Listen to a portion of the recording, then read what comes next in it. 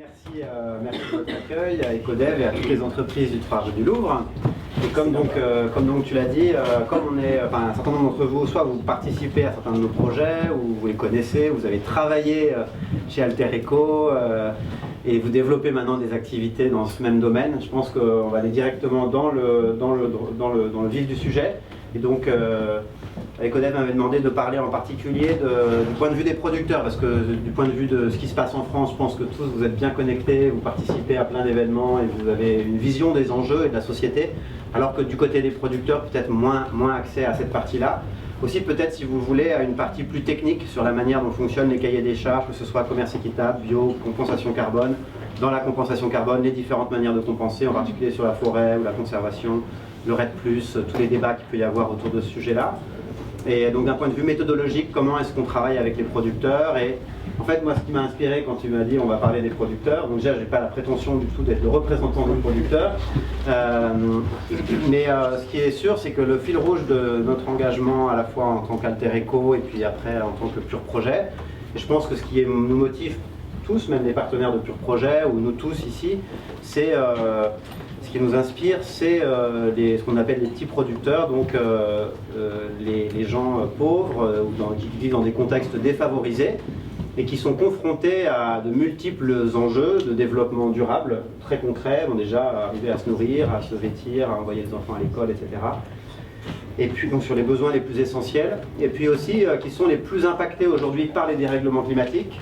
Avec Alter Eco, c'était qui sont le plus impactés par les dérèglements du commerce mondial, les fluctuations du prix des matières premières, et puis maintenant les dérèglements climatiques, qui sont bien sûr pas du tout responsables ni des règles de loi internationale du marché, ni du dérèglement climatique, mais ce sont les premiers impactés, et les moins bien équipés pour y faire face, et en plus ce sont ceux qui se plaignent le moins. Parce que c'est ça qui m'a toujours frappé, enfin je pense qu'il nous a toujours frappé quand on a été voir les petits producteurs agricoles avec lesquels on travaillait avec Alter Eco ou aujourd'hui avec Pur Projet, c'est qu'il y a des gens, ils gagnent $100 par an, ils ont 20 personnes dans leur famille et ils ont la banane et ils disent on va sauver le monde, on va changer le monde. Et après on revient ici en France et puis on voit des gens qui gagnent, je sais pas, 50 000 € par an ou 30 000 € par an, et qui disent on peut rien faire, c'est la merde, comme on dit en France, et on est dans un fatalisme, etc. Donc par rapport au sujet, quelle est la situation des producteurs, pourquoi ils réagissent comme ça et comment on peut s'en inspirer pour avoir la patate et puis pour s'engager et changer le monde nous aussi en s'inspirant de leur modèle. On a, à mon sens, même chez nous, des gens qui incarnent la philosophie des petits producteurs. Pierre Rabhi, par exemple, pour moi, c'est vraiment un modèle et on retrouve quand on... Enfin, pour moi, les petits producteurs agricoles partout dans le monde, quand je les rencontre, chaque fois je me dis, tiens, là c'est un Pierre Rabhi, là c'est à nouveau un Pierre Rabhi, ou quelqu'un comme ça, enfin un leader inspiré, inspirant, qui a que parfois ses mains pour travailler la terre, dans un contexte complètement pourri, sans aucune aide, sans aucune perspective, et pourtant lui-même il travaille gratuitement pour sa communauté. Parce que quand on parle par exemple donc, des coopératives équitables, vous avez une expo d'ailleurs du Pérou, d'un projet qu'on a développé, c'est l'endroit d'ailleurs où on achetait le cacao, on achète toujours le cacao pour Alter Eco, et où peut-être que tu voudras en parler Eric après, où tu as développé aussi un projet Choba Choba, puisqu'on a le représentant ici de Choba Choba. Donc dans ce... et j'ai perdu du coup le fil de ce que je voulais dire, mais dans ce projet, voilà, on est... Le gars était leader. Voilà, il y a des leaders, voilà. Cette coopérative par exemple, était dans les années 80, c'était une zone de production de la coca, avec une situation extrêmement tendue. C'est une zone rouge, donc même l'armée ne pouvait pas, avait des difficultés à rentrer, des morts, des guerrilleros, tous les problèmes sociaux qu'apporte la production de la coca, la prostitution, le fait que les producteurs en fait, ne s'enrichissent pas parce qu'ils ne peuvent pas placer leur argent dans une banque, ils restent complètement isolés. Et à la merci de soit c'est les guerrilleros qui viennent demander l'argent, soit c'est l'armée, soit c'est les narcos, etc. Et puis ensuite il y a eu un programme de l'USAID pour aider à la transition vers des cultures alternatives, et un programme qui a marché dans la région de San Martín au Pérou. Donc ils ont investi d'abord 400 millions de dollars pour planter 24 000 hectares de différents types de produits, dont du cacao et du café. Et c'est le cacao et le café qui a bien pris parmi les 7 cultures testées. Et il y a des coopératives qui se sont créées comme celle d'Acopagro. Maintenant ils ont 2000 producteurs et une autre, Oro Verde, qui fait le café d'Alter-Eco, toujours que vous pouvez consommer. Et les gens qui ont monté cette coopérative, d'ailleurs c'est les amis d'Eric et ceux avec qui il a fondé le projet, c'est des gens qui sont absolument extraordinaires, déjà par leur humanité, leur humour, leur savoir-être. Et c'est des gens qui ont vécu le pire avec la coca, parce qu'en fait, à l'époque, ils faisaient tous de la pâte de cocaïne pour la vendre à Rambo, qui était le caïd colombien qui gérait le trafic, avec des avionnettes qui venaient chercher, je crois, chaque semaine, c'était 400 kilos de pâte de cocaïne. Et donc, ces producteurs, ils sont passés de cette situation horrible à une situation presque extraordinaire, puisque vous allez voir l'enchaînement de l'histoire. Ils ont monté une coopérative, et pour monter une coopérative, en fait, donc les producteurs, ils ont déjà rien, mais en plus, ils vont bosser gratuitement 10 ans ou 15 ans pour toute leur communauté. Parce que pour monter une coopérative de 2000 personnes, il faut commencer par être au niveau d'un village, au niveau de... Ensuite, on crée un comité villageois, on va voir les autres villages, on essaie de monter d'autres comités villageois. Et puis ensuite on monte au niveau régional, etc. Et tout ça, au début, on n'a pas de salariés à payer pour bosser, parce qu'ils n'ont pas d'argent à investir là-dedans. Et j'ai toujours trouvé ça admirable. Et en fait, la définition du commerce équitable, du coup, pour les producteurs, c'est d'abord 10 ans de galère, souvent. Et ça m'a rappelé ce qu'on a vécu aussi avec Alter-Eco, où les 5 premières années, on a vécu au moins 5 ans de galère, on n'a pas trouvé le modèle économique, et alors on ne pouvait pas bosser complètement gratos, on n'est pas loin. Et on a dû renflouer l'entreprise régulièrement, et donc on galérait de notre côté à monter Alter-Eco, et eux ils galéraient à monter leur coopérative. Et en fait, pourquoi on fait ça en fait? C'est un peu la question fondamentale. Pourquoi on fait ça? Je pense que de chaque côté, s'engager comme ça nous rend plus humains, on trouve un sens profond à sa vie, on est emmené dans une dynamique où on ne revient jamais en arrière. Je pense que c'est ce que vous vivez tous pour la plupart, que vous soyez d'ailleurs en entrepreneur ou en intrapreneur. C'est la question du sens qu'on est en train de chercher, du sens collectif de la société qu'on veut créer pour nous et surtout pour nos enfants, pour les générations futures, parce que le monde dans lequel on est aujourd'hui nous paraît complètement déséquilibré. Et donc ces producteurs, ils ont monté la coopérative, ensuite ils sont engagés dans l'agriculture biologique, dans le commerce équitable. C'est comme ça qu'on les a rencontrés avec Alter-Eco. Et puis par hasard, donc avec Alter-Eco, donc on faisait déjà des produits bio et équitables, et puis les gens nous disaient, mais alors qu'est-ce que vous faites pour l'empreinte carbone? On disait, c'est bon, nous on ne fait pas parce que c'est déjà assez compliqué comme ça. Mais bien sûr, la réponse n'était pas satisfaisante, donc on a commencé à s'intéresser, à faire notre empreinte carbone, à se former à l'ADEME. Puis après, on s'est dit, mais tiens, on pourrait planter des arbres au sein avec les producteurs de cacao, parce que les arbres poussent, ça crée ça séquestre du carbone. Mais un peu par hasard, voilà, on avait cette idée, et puis en allant au Pérou, une fois, je rencontre une étudiante qui faisait sa thèse sur la captation des flux de carbone par les modèles agroforestiers combinant cacaoyer et arbres. Donc elle était dans le village de Santa Rosa, un petit village complètement paumé où il n'y a pas ni eau, ni électricité, ni route. Et les fermiers se demandaient un peu ce que faisait la thésarde à mesurer les diamètres des arbres. Et en fait, et ça c'est un élément aussi important, je pense, et qui définit, je pense, notre métier, dans les valeurs qu'on a, donc la recherche de sens, mais aussi se confier vachement à l'intuition, parce qu'on est tous en train de créer des nouveaux modèles, des nouvelles activités. Ecodev, il n'y a pas déjà une boîte qui l'a fait, donc c'est à toi de savoir, tiens, est-ce que je vais vendre plus du covoiturage, des ruchers, etc. Donc l'intuition est fondamentale, c'est aussi une des valeurs. Et donc, en discutant avec les fermiers, et puis avec cette thésarde, elle a dit, ah mais oui, moi je pense que vous pourriez capturer tant de tonnes, etc. Je me suis dit, mais ça serait génial pour Alter-Eco. On a fait notre bilan et tout, on a commencé à planter 5000 arbres dans ce petit village. Après, on en a planté 20 000 l'année suivante. Et puis, moi je pensais jamais que ça deviendrait mon boulot. Donc ça, il y a aussi un élément, je pense, fondamental. Comme on se fie à l'intuition, il y a une forme de sérendipité aussi. Donc sérendipité, je le définis comme la sérendipité.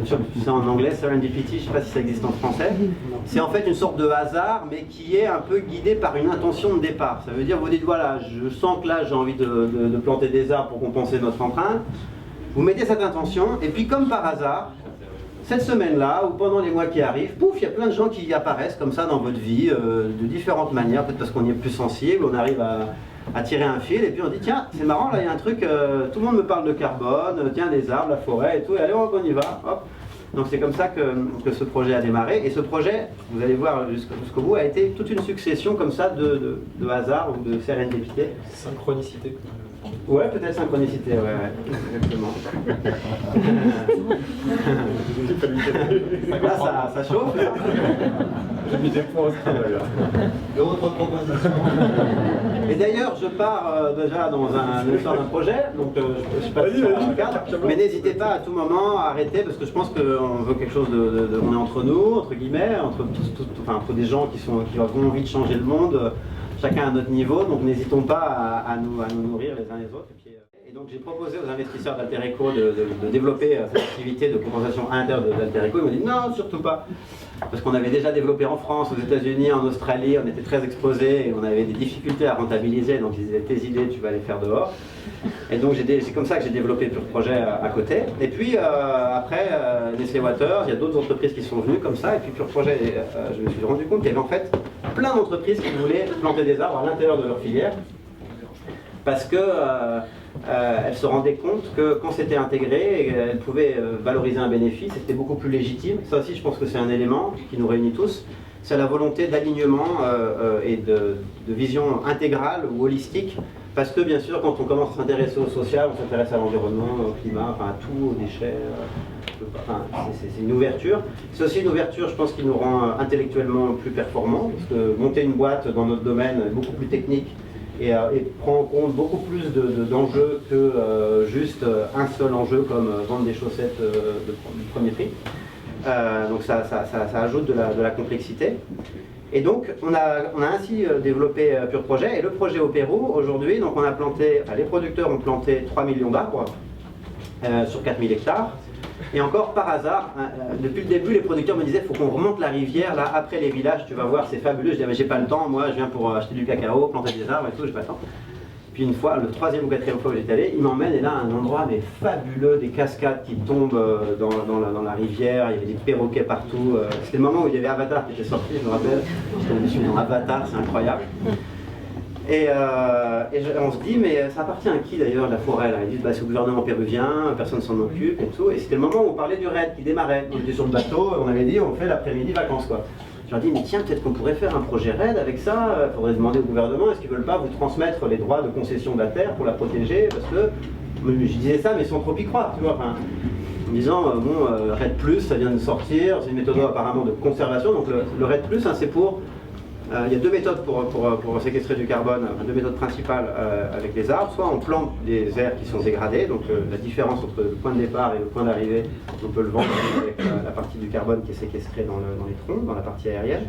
Ou alors pour des grandes zones de forêt qui sont menacées de déforestation, si on développe des activités de protection et de développement alternatif qui permettent de réduire la pression sur la déforestation, et si on arrive à prouver que progressivement, par rapport à un scénario de base qui est on va perdre 20%, on arrive finalement à perdre que 10%. Les 10% de stock qu'on a pu sauver, on peut les vendre et ainsi financer ces activités de préservation et de développement économique alternatif. Ça, c'est la théorie. Et donc, on a les producteurs se renseignent et disent ouais, le gouvernement veut bien nous filer 100 000 hectares. Ah, c'est pas mal. C'est même hyper significatif, donc très bien, on commence à rédiger un dossier. Et là-dessus, on va dans un autre village. J'étais là, Eric, ce jour-là. Donc nous on s'occupait d'Altereco, c'était un voyage presse, je sais pas quoi. Et on arrive dans un des villages et on leur dit ouais, on va peut-être faire un projet à côté sur 100 000 hectares. Et ils nous disent ah mais oui, mais nous, et là on voit à nouveau leur engagement, on a déjà déposé un dossier aussi pour protéger 100 000 hectares de plus. Est-ce que vous pourriez nous aider à protéger aussi 100 000 hectares de plus? Je dis bah ouais, génial, voilà. Et je me rappelle parce qu'on discutait, on disait c'est incroyable cet endroit parce qu'à chaque fois qu'on y va, il se passe des choses, le projet grandit, etc. De lui-même, bien sûr, parce que nous on passe 2 fois, 3 fois par an. Et après on crée la dynamique, on revient, on en parle à des partenaires, on dit ah ils ont 100 000 hectares à préserver, c'est un truc fabuleux, il y a des cours d'eau partout, c'est un hotspot de la biodiversité, il y a 42 espèces menacées, enfin c'est vraiment un endroit fabuleux. Ça va de 500 mètres à 3500 mètres d'altitude. Donc il y a c'est un écosystème hyper riche, hein, du plateau andin jusqu'à en fait, un des confluents de l'Amazone. C'est même d'ailleurs l'endroit, à nouveau sérendipité, où un des professeurs émérites du Musée de l'Homme faisait sa collecte de papillons. Donc il connaissait nos petits villages par cœur, parce qu'il y a tous les papillons, il y a 27 espèces sur les 30 des papillons qu'on trouve en Amazonie. T'en as marre, hein? Non. Et donc... On commence donc à demander au nom des producteurs, bien sûr, les concessions pour les 100 000 hectares. On joint le deuxième 100 000 hectares. Et puis ensuite, par encore un autre voie de hasard, on nous dit il y a encore 100 000 hectares en plus. Donc ça fait 300 000 hectares. Aujourd'hui, la zone, elle est sur 384 000 hectares, qui a été donc confiée intégralement aux populations locales. Donc c'est des coopératives locales, comme la coopérative Acopagro, qui est bio, équitable, etc., et qui gère 100 000 hectares. L'association villageoise qui était venue nous voir, qui gère ces 100 000 hectares de forêt, et une autre association pardon, qui gère 100 000 hectares. C'est pas fini. Avec en fait le parc national. Il y a un parc national juste en dessous de notre zone de 384 000 hectares, qui fait 250 000 hectares, et qui est déjà au patrimoine mondial de l'UNESCO, à la fois en tant que réserve naturelle et aussi parce qu'il y a des ruines pré-Inca. C'est une zone doublement certifiée patrimoine mondial de l'humanité, à la fois pour son patrimoine naturel et culturel. Et eux, avec nous, plus une autre ONG qui avait 100 000 hectares, on se dit tiens, si on essayait de faire un biocorridor, parce qu'on sait que bien sûr, ce qu'il faut éviter dans la forêt, c'est la fragmentation. Si elle est coupée en deux, les grands fauves en particulier auront plus de difficultés à passer. La forêt, c'est pas. Enfin, 1000 fois un hectare de forêt, ça n'a rien à voir avec une fois 1000 hectares, bien sûr. Donc on commence à réfléchir là-dessus. On se regroupe avec d'autres opérateurs et on fait certifier 800 000 hectares en forêt modèle.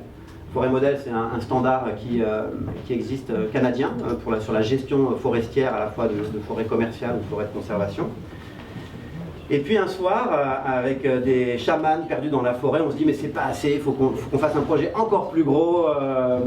Il faut en fait, on se rend compte que plus c'est gros et plus il y a du soutien. Parce qu'entre-temps, donc on avait fait certifier le projet VCS, un standard carbone, plus CCBA, c'est un autre standard carbone, qui valorise les bénéfices pour les communautés et pour le climat et la biodiversité.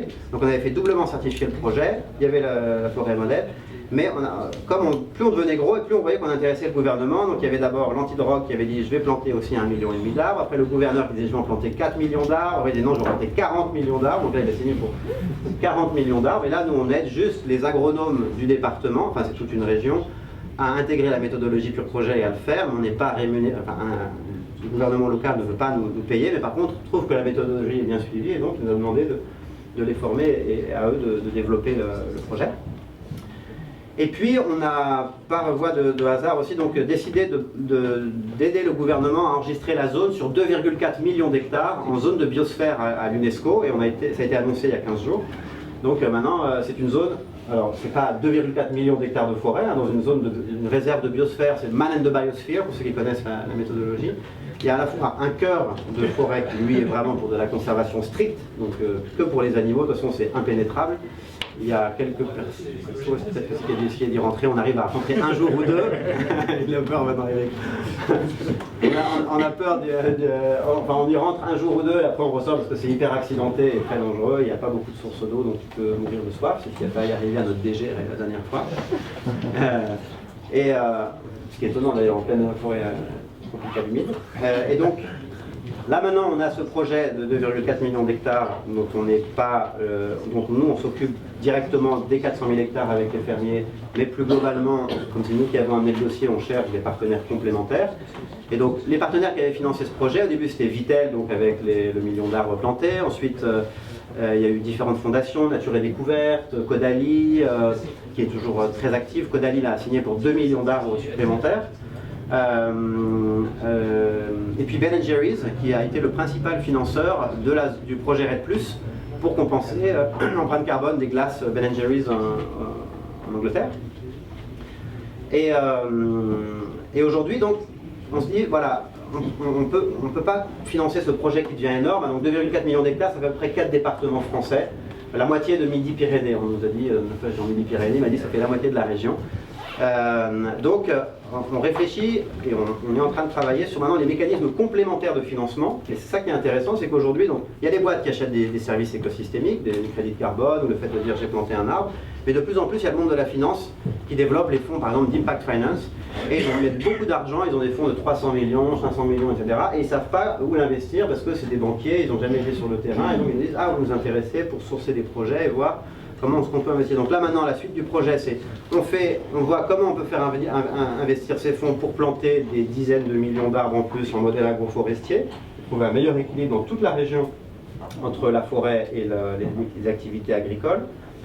Et un autre niveau encore au-dessus, c'est le fonds des nations, UNCCD, donc c'est l'organisme des Nations Unies pour la lutte contre la désertification, qui a annoncé à la conférence climatique de Paris le lancement d'un fonds qui s'appelle LDN, Land Degradation Neutrality. Donc il y a je ne sais pas combien de milliards d'hectares sur Terre qui sont dégradés.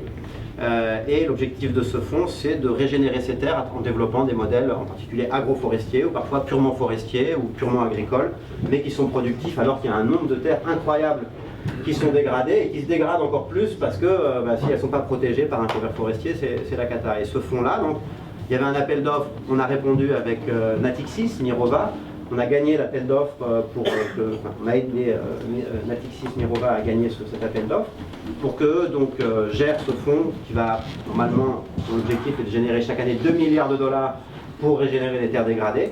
Et j'en parle parce que je trouve ça intéressant parce qu'on voit que du coup, entre la personne, sûrement il y en a plein d'entre vous qui ont déjà acheté un arbre, un hectare à préserver, donc les particuliers, les entreprises, les PME, il y a Alter Eco bien sûr qui avait compensé son empreinte avec ses projets, les fondations d'entreprises, Nature et Découverte, Caudalie, les entreprises, Vitel, Ben Jerry's, etc., maintenant les gouvernements, les agences antidrogue, le ministère, etc., les fonds d'impact et les Nations Unies, ça montre en fait tout le dispositif qui existe en face de ces projets. Et du côté péruvien, c'est la même chose, c'est la même structure, c'est-à-dire que c'est les producteurs un par un qui plantent leurs arbres, qui protègent, parfois au péril de leur vie, en tout cas avec leur vie menacée, quand il y a des invasions dans la forêt, parce que c'est donc, qu'est-ce qu'ils font comme activité? Ils ont des activités de surveillance communautaire, ils veulent protéger leur forêt, parce que le gouvernement n'a pas les moyens de le faire, et ils ont maintenant la concession, donc ils ont l'obligation de le faire. Et c'est très compliqué quand on est hyper isolé et qu'il y a des gens qui viennent couper du bois ou faire de l'orpaillage illégal, de la pêche à la dynamite, ce qui sont des activités là-bas, d'arriver, de leur dire maintenant tu dégages, alors que c'est très isolé, les gens sont souvent armés, etc. C'est pas évident pour ces gens-là, même dans leur village parfois, parce qu'ils habitent à côté du trafiquant de bois ou que sais-je. Donc nous on est là 2-3 fois par an et puis on n'a aucune existence juridique au Pérou, on n'a rien à dire, c'est pas notre pays, c'est pas à nous de gérer ça. Que le projet a eu, grâce à l'effort des populations, l'effort communautaire, diversification et protection communautaire. Ça, on peut le vendre à Ben Jerry's, qui compense son empreinte et qui donc finance toutes ses activités. Parce que sinon, il n'y a personne qui veut s'engager pour préserver 400 000 hectares de forêt et tu ne peux rien en retirer. Ça, c'est une zone de conservation. Donc, qui veut être responsable de 400 000 hectares pendant 40 ans au Pérou, dans une ancienne zone de production de la coca? Levez la main. Non mais voilà, donc c'est assez intéressant. Et donc de leur côté aussi, les Péruviens, donc il y a les producteurs qui sont dans les villages qui sont super motivés, les comités villageois, les coopératives, le gouverneur de la région, le gouvernement péruvien et maintenant l'UNESCO aussi. Donc on voit qu'il y a aussi tout un empilement de l'individu aux Nations Unies pour agir. Et ce qu'on voit, c'est que de haut en bas, à chaque fois, ceux qui se sont engagés, que ce soit les politiques au niveau ou les fermiers, c'est la même énergie intérieure, ce qui nous fait tous nous réunir aujourd'hui, ce qui nous bouge à agir encore plus. Et je pense que c'est ça qui est le levier fondamental pour agir. Et eux, les producteurs, ils le font par l'humour toujours. En plus, ils ont un humour incroyable là-bas. On est souvent bord de rire, ils n'arrêtent pas de se faire des blagues. Et je pense que c'est peut-être aussi ce qui nous manque, de toujours donner, parce que c'est vrai que c'est un peu plombant parfois, et puis dans la mentalité française, on aime bien toujours trouver le côté négatif, critiquer et tout, et on commence à échafauder. Et en fait, revenir, et c'est toujours ça aussi, l'outil auquel on voulait revenir au niveau d'Alter Eco. Jérémy, par exemple, maintenant qui travaille chez Ecodev, était commercial dans la partie restauration hors domicile, et à chaque fois qu'on avait des murs, parce que dans la grande distrib, parfois ils sont durs, même dans la RHD, et à chaque fois qu'on avait des murs, on se disait, revenons aux petits producteurs, la raison pour laquelle on bosse, ce qu'on défend comme valeur, et comment ils réagiraient eux par rapport à ça. On se détend, on essaie de créer du lien, on accepte on essaie d'encaisser un peu la violence en voyant en fait plutôt la personne blessée que quelqu'un qui veut nous attaquer nous personnellement. On essaie de délier, de créer du lien, d'expliquer pour l'intérieur de soi pourquoi on est là et pourquoi on fait ça, pourquoi on y croit, pour essayer de créer ce lien et du coup toujours aller sur le positif Et c'est, je pense, ça aussi un des points communs qui nous réunit. Bon, il y a des gens qui sont là, et c'est très bien pour être lanceurs d'alerte et pour, comme Greenpeace, pour dénoncer. On le voit que ça a un rôle vis-à-vis des entreprises, parce que parfois ils nous demandent de bosser parce qu'ils se sont fait attaquer. Et c'est bien, ça, je trouve un rôle d'équilibre. C'est comme pour le projet RED+, quoi, hein. Il y a de l'incentive et puis il y a de la surveillance communautaire, donc il y a les deux. J'ai oublié ce que je voulais dire. Comment ? Approche positive. Voilà, approche positive, voilà. On est tous là, je pense aussi pour ça. Merci.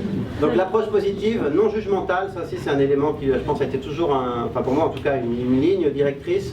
Les producteurs, ils ne nous jugent pas, ils disent pas que c'est la faute des grosses boîtes, des politiques, de je sais pas qui. Ils prennent en main leur destin, leur avenir, ils y croient, ils sont positifs. Bien sûr, il y en a qui parlent des difficultés, c'est pas « ouais, tout va bien » et tout ça. Mais ils sont vraiment résolument positifs et c'est ça, je pense, qui peut nous rassurer. Si nous, on a tant de savoir, de connaissances, de puissance, d'argent, même si la France est un peu bankrupt, mais bon, il faut en profiter et toujours donner de l'image positive pour être accueillant. C'est l'avenir de l'écologie et du développement durable, je pense. Il y a une phrase de Nietzsche qui dit « Je croirais au Christ le jour où tous les chrétiens auront une gueule de ressuscité. » Ou alors, une autre phrase, c'est « Donnez-moi tous les philosophes de la Terre, je croirais en celui qui me fait rire. » Ou un truc comme ça. Vraiment le côté accueillant. Et il y a aussi deux, je pense, figures pour moi qui sont fondamentales par rapport à ça. C'est Mandela et Gandhi, qui, tout en étant dans un combat qui les a rendus en plus victorieux, ont toujours été très respectueux des ennemis et dans un respect de la personne qu'on avait en face de soi, mais juste pour essayer de combattre l'idée. Et je pense que c'est des bons modèles. Quand tu dis ça, tu t'es fait accueillir les bras ouverts la première fois, ou il y a un peu de méfiance? Tiens, qu'est-ce qu'il vient faire là? Non, mais au Pérou, j'ai acheté le cacao de la coopérative, et non, dans ce village, c'est incroyable parce qu'ils sont une trentaine à vivre vraiment très isolés.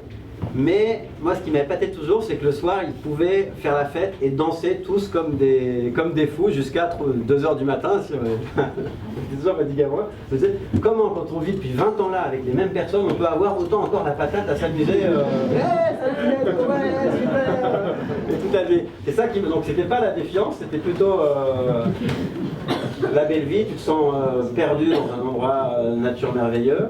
Et enfin, je sais pas, je dirais pas que c'est la défiance dans certains pays. La méfiance, ouais. Mais qu'est-ce qu'il vient faire En fait, nous, comme on est partenaire de la coopérative. Ouais. Donc on est accompagné par des techniciens de la coopérative et c'est leur coopérative. Là, en l'occurrence, Santa Rosa, ils font partie des fondateurs de la coopérative. Alors après, il y a eu des histoires, ils se sont fait virer de la coopérative, parce que comme toute coopérative, c'est pas idéal, ça monte et ça descend. Mais est-ce qu'il y a des pays où il y a des doutes? Oui, parce que pour compléter, parce que tu parles du projet au Pérou, mais bien évidemment le modèle se duplique aujourd'hui dans beaucoup de pays. Alors le modèle du RED+, on ne l'a pas dupliqué. Non, mais de reforestation, ou d'agroforestation. Alors sinon, ouais, sur les projets de reforestation, donc, parce que là c'est vrai que je suis parti beaucoup sur la conservation, mais les projets de reforestation c'est le cœur de notre métier. Parce que le RED+, est décrié, on a même été attaqué par rapport à ça, sur cette méthodologie, sur les partenaires. On est tout à fait d'accord sur le fait qu'il y a des problèmes méthodologiques sur le RED+, mais les attaques qui nous avaient été dirigées, à notre sens, étaient infondées, puisque le projet est intégralement géré par les populations. Et là, l'enregistrement à l'UNESCO est à nouveau la preuve que c'est pas nous qui avons entubé les Péruviens.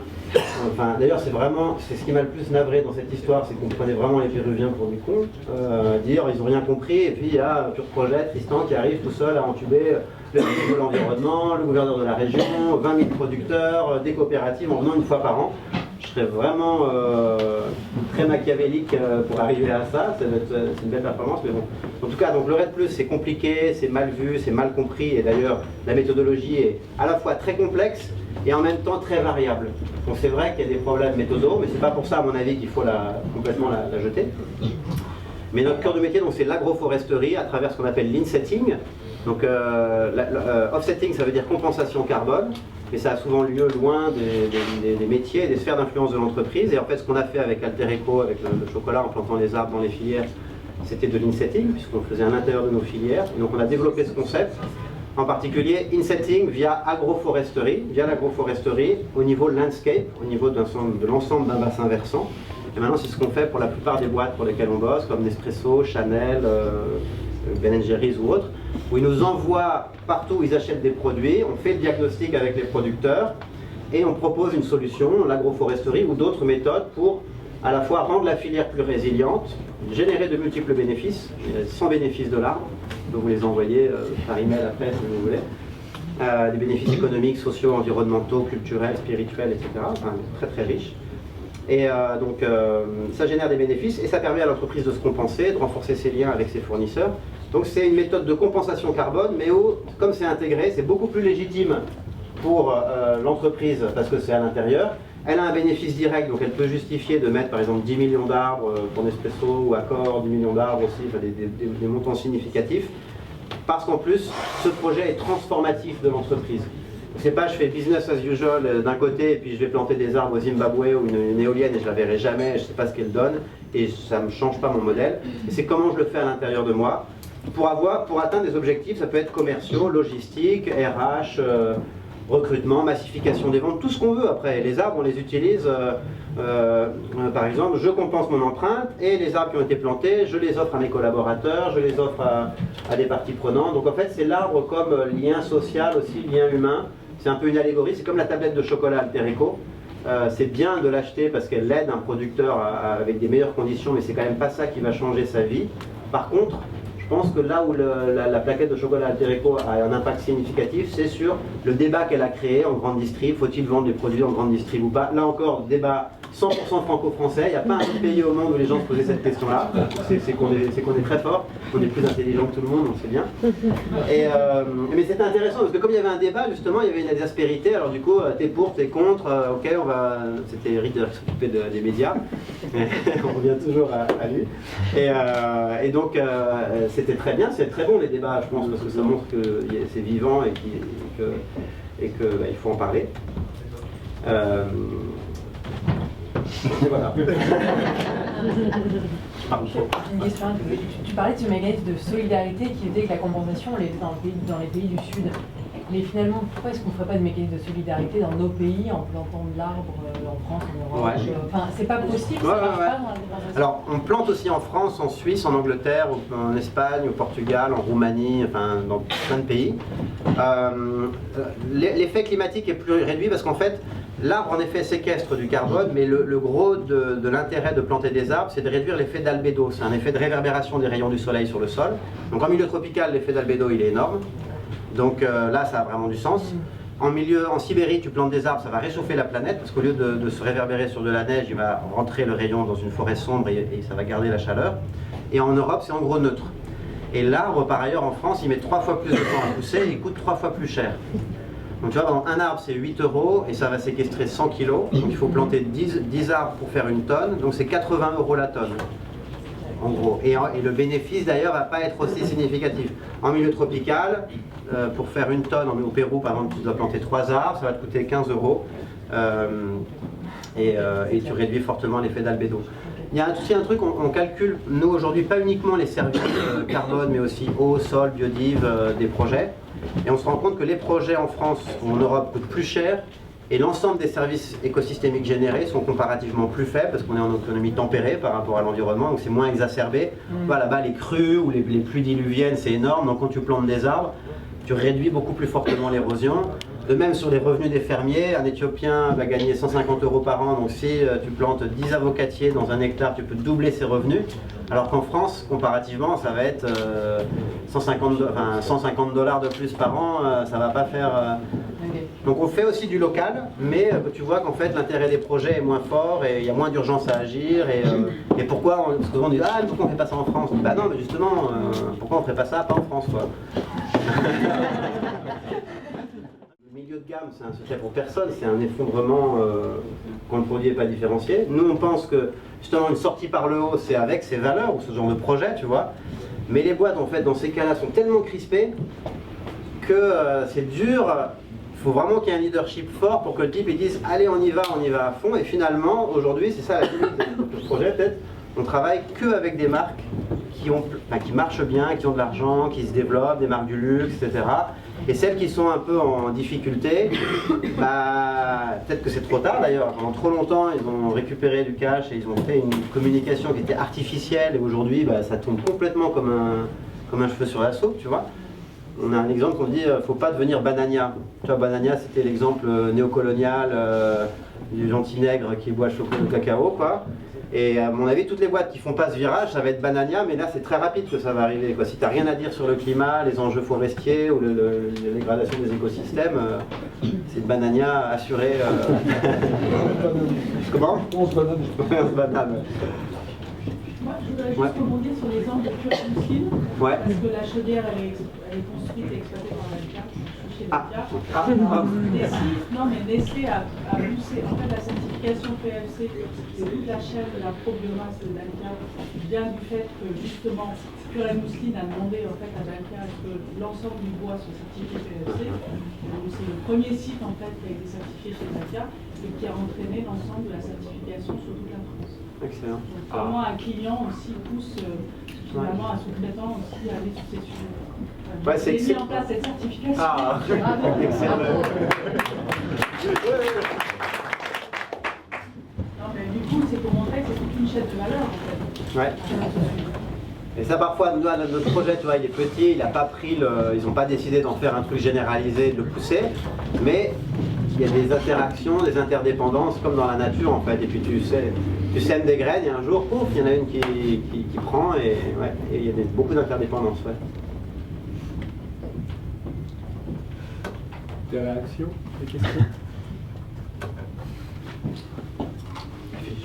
Non, il fait très chaud. On va ouvrir, mais quand nous, on n'entend plus rien avec la circulation. Tristan, quand on s'arrête, on peut ouvrir les fenêtres et boire un coup. Juste,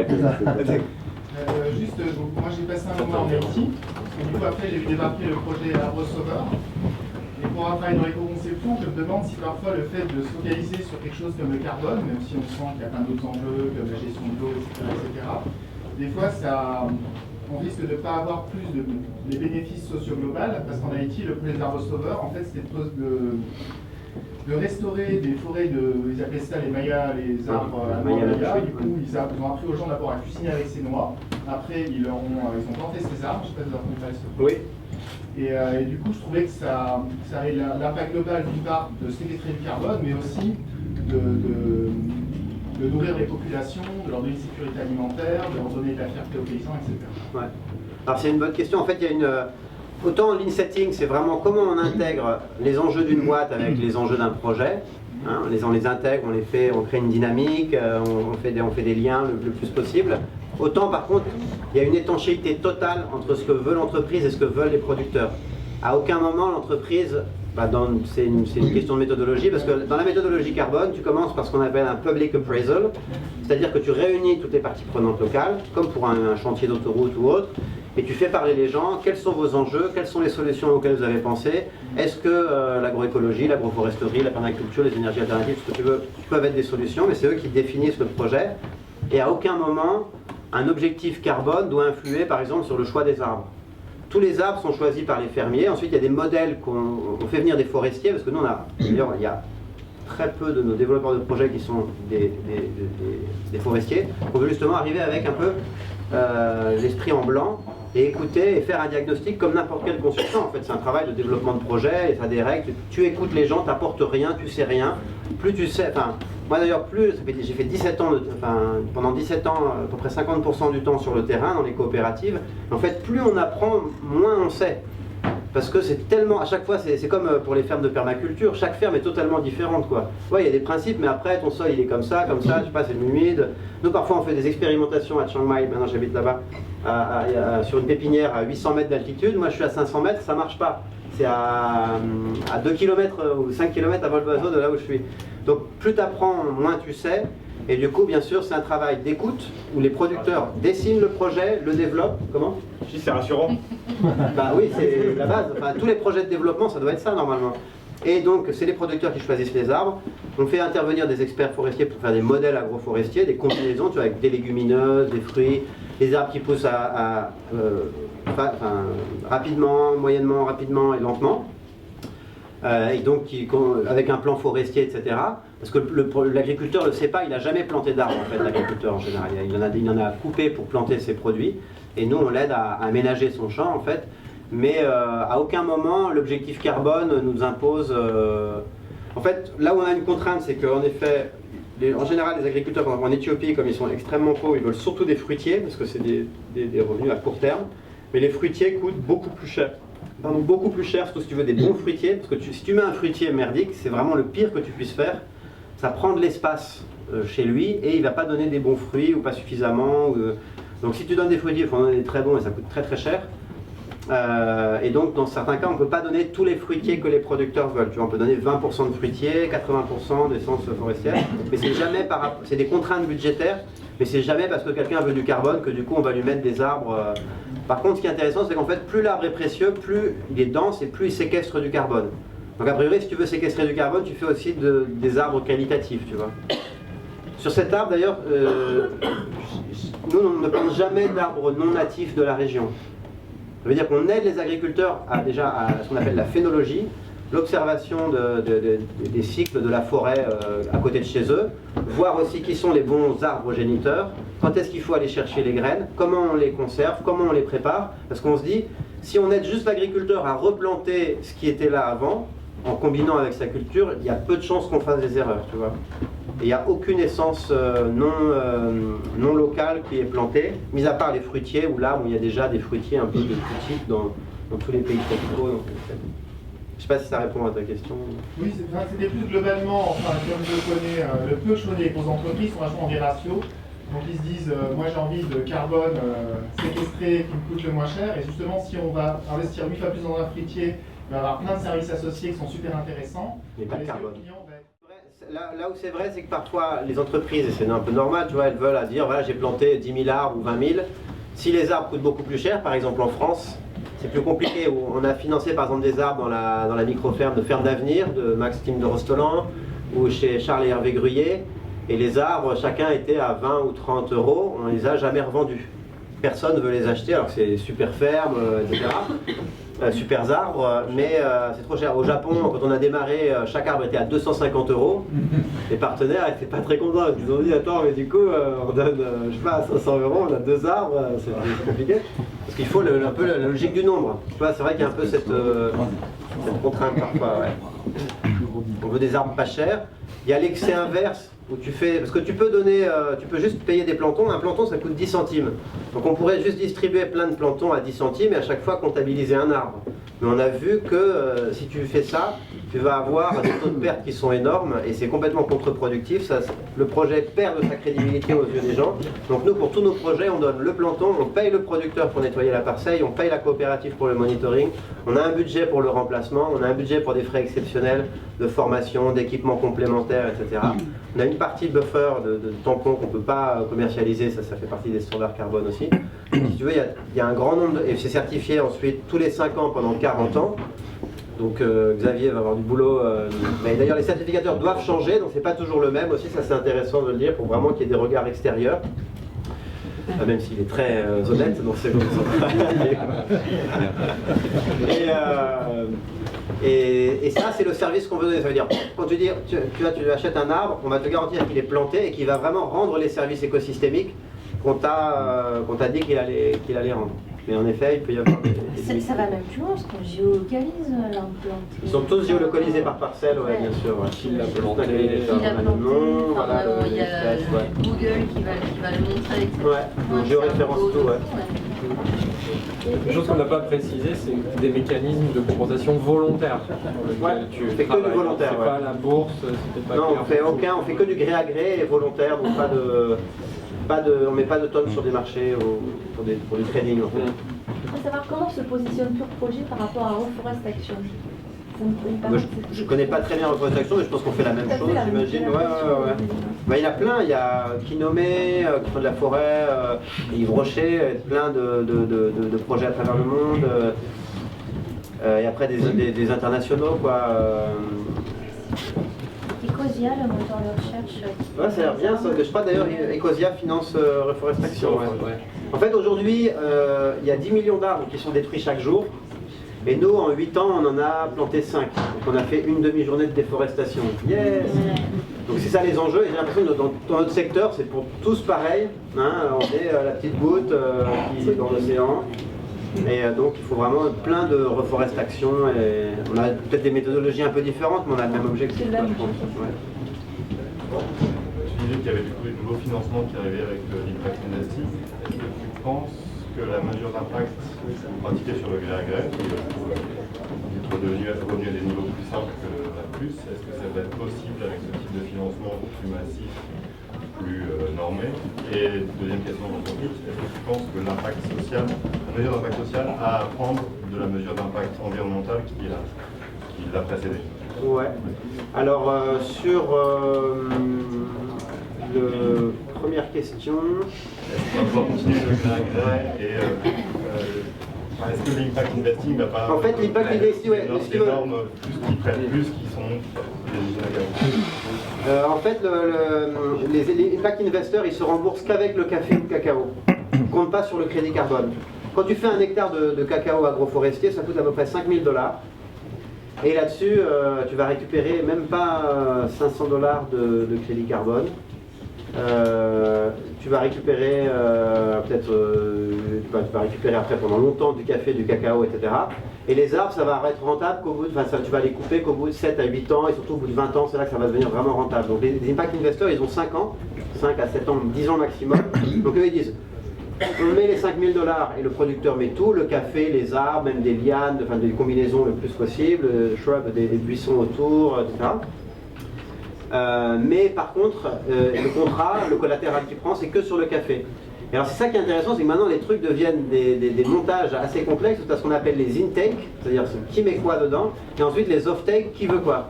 Par exemple, sur un même territoire en France, tu pourrais avoir, ou ailleurs, tu pourrais avoir un Nespresso, il veut du carbone, donc il va financer 10% de l'arbre, l'agriculteur, il veut le bois, l'impact investor, il veut le café, et la caisse des dépôts, ils veulent de la biodive. Tu vois, et du coup, alors comment ils se répartissent les trucs pour qu'il y ait un financement du projet, que chacun... C'est vachement innovant, quoi. Et c'est vachement excitant aussi, je pense, parce que du coup, tu fais venir des financiers là où au départ, c'est pas possible. Sur le RED+, ça paraît beaucoup plus compliqué de rentabiliser parce que tu peux rien sortir de la zone. Même pas une petite fleur, rien du tout, c'est objectif de conservation. Donc c'est un peu compliqué de... Mais il y a en effet Altelia, et alors ce qui est intéressant, c'est que l'impact investing, un des cœurs de l'impact investing, c'est à Paris, Cocorico. Il y a Moringa, par exemple, que vous connaissez peut-être, un fonds, donc c'est monté par à la fois par... Et je trouve ça vachement intéressant parce que c'est Rothschild, plus l'Agence française de développement, l'Agence hollandaise de développement. Donc des trucs, c'est génial je trouve de voir des organismes qui se rencontrent comme ça. Altelia, donc eux ils sont financés aussi par des agences de développement et d'autres. Mirova, donc le fonds de Natixis. L'Impact Finance est très fort à Paris en France. Je sais pas d'ailleurs même qu'ils veulent monter une sorte d'union un peu des impact investors. Et la deuxième question... Qu'est-ce que tous les cerveaux qui réfléchissent en ce moment sur la mesure d'impact social peuvent tirer de ce qui a déjà été... Déjà sur l'environnemental, le carbone on a une méthode, mais après les sols, l'eau, la biodive, c'est vraiment, il n'y a pas grand chose, c'est très expérimental peut-être. Et en effet, l'empreinte sociale, c'est encore plus complexe. On est intéressé, on a un lab au niveau de Pure Projet.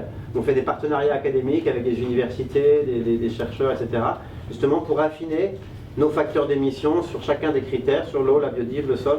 On a en fait fait une revue scientifique de 1200 études qui mesurent toutes les études qui existaient sur les impacts des arbres, sur l'eau, les sols, la biodive, le carbone, l'adaptation. Il y en a eu plein, c'était incroyable. Parce qu'avant d'en faire, on s'est dit on va regarder tout ce qu'il y a. On les a mis dans une énorme matrice, et maintenant quand on dit justement t'investis 5 000 $ pour faire du cacao agroforestier au Pérou, on peut te dire, voilà, normalement cette parcelle, au vu des hypothèses, elle va générer entre 15 et 20 000 $ par hectare et par an de services économiques et écosystémiques, dont certains sont monétisés et d'autres sont juste monétisables, tu vois, parce qu'on veut, c'est pas pour les vendre, mais c'est pour évaluer, et c'est ça qu'on découvre. Tu vois, t'investis 5 000 $ une fois, et ensuite ta parcelle, elle va générer 3 fois sa valeur d'investissement chaque année et pour toujours. Et c'est là où on dit l'arbre est le meilleur investissement qui existe sur Terre. Voilà, je trouve ça intéressant pour montrer que oui, le low-tech, comme l'arbre, le local, c'est aussi une super technologie pour créer de la valeur. Et du coup, pour en face, trouver les financeurs qui peuvent venir dedans. Certains disent oui, c'est pas éthique, tu vends la nature, etc. Mais pour moi, c'est faire intervenir des opérateurs pour des activités de conservation ou de régénération des sols, sur des terres dégradées ou vraiment qui ont besoin d'être protégées. Là où personne, pour l'instant, n'a la solution pour les milliards d'hectares qui sont dégradés. Parce qu'on dit, ouais, il faut nourrir 7 milliards d'individus, bah oui, mais il y a tout ce qu'on peut faire au niveau du gaspillage en aval et en amont pour aller régénérer les terres. Il y a des terres, c'est horrible parce que quand tu coupes la forêt en milieu tropical, tu peux cultiver 3 ans, après tu dois partir ailleurs, tu as commencé à beaucoup éroder le sol, tu vas attendre que ça repousse, mais peut-être pas assez, tu vas recouper et après ton sol est dégradé, tu mets des vaches, c'est fini, c'est compacté, tu ne pourras plus rien en faire et c'est dramatique quoi. Alors oui, comme on a annoncé que c'était un moment convivial avec l'apéro.